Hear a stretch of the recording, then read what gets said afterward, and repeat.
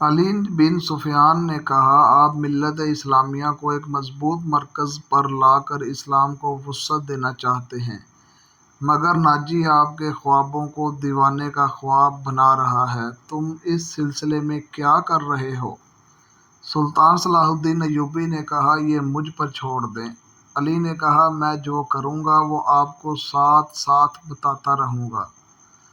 آپ مطمئن رہیں، میں نے اس کے گرد جاسوسوں کی ایسی دیوار چن دی ہے جس کی آنکھیں بھی ہیں، کان بھی ہیں، اور یہ دیوار متحرک ہے۔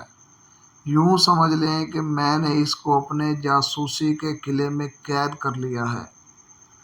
سلطان صلاح الدین ایوبی کو علی بن سفیان پر اس قدر اعتماد تھا کہ اس نے علی سے اس کے در پردہ کارروائی کی تفصیل نہ پوچھی۔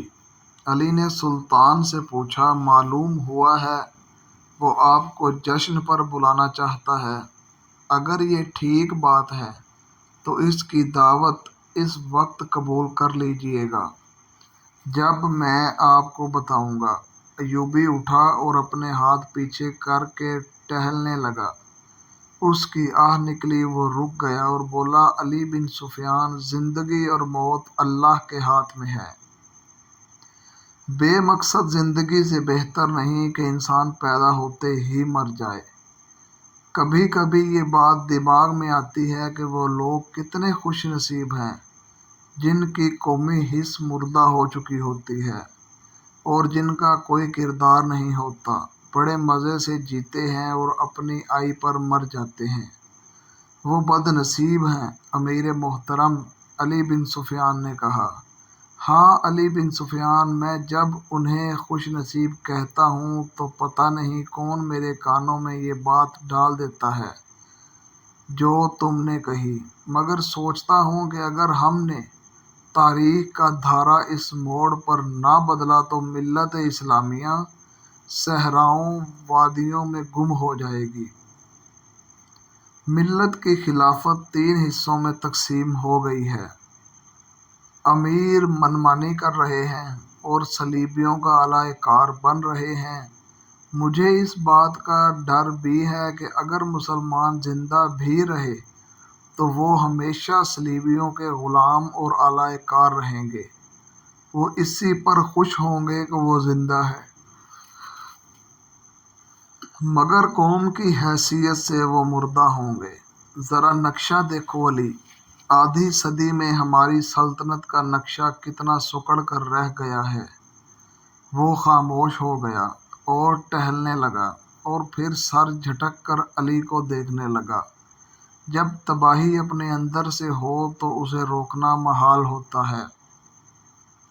اگر ہماری خلافتوں اور عمارتوں کا یہی حال رہا تو صلیبیوں کو ہم پر حملہ کرنے کی ضرورت پیش نہیں آئے گی۔ وہ آگ جس میں ہم اپنا ایمان، اپنا کردار، اپنی قومیت جلا رہے ہیں، اس میں صلیبی آہستہ آہستہ تیل ڈالتے رہیں گے۔ ان کی سازشیں ہمیں آپس میں لڑاتی رہیں گی۔ میں شاید اپنا عزم پورا نہ کر سکوں، میں شاید صلیبیوں سے شکست بھی کھا جاؤں، لیکن میں قوم کے نام ایک وصیت چھوڑنا چاہتا ہوں۔ وہ یہ ہے کہ کسی غیر مسلم پر کبھی بھروسہ نہیں کرنا۔ ان کے خلاف لڑنا ہے تو لڑ کر مر جانا۔ کسی غیر مسلم کے ساتھ کوئی سمجھوتا، کوئی معاہدہ نہ کرنا۔ آپ کا لہجہ بتا رہا ہے کہ جیسے آپ اپنے عزم سے مایوس ہو گئے ہیں۔ علی بن سفیان نے کہا، مایوس نہیں، جذباتی۔ علی، میرا ایک حکم متعلقہ شعبہ تک پہنچاؤ۔ بھرتی تیز کر دو اور کوشش کرو کہ فوج کے لیے ایسے آدمی زیادہ سے زیادہ بھرتی کرو جن کو جنگ و جدال کا پہلے سے تجربہ ہو۔ ہمارے پاس اتنی لمبی تربیت کا وقت نہیں۔ بھرتی ہونے والوں کے لیے مسلمان ہونا لازمی قرار دو اور تم اپنے لیے ذہن نشین کر لو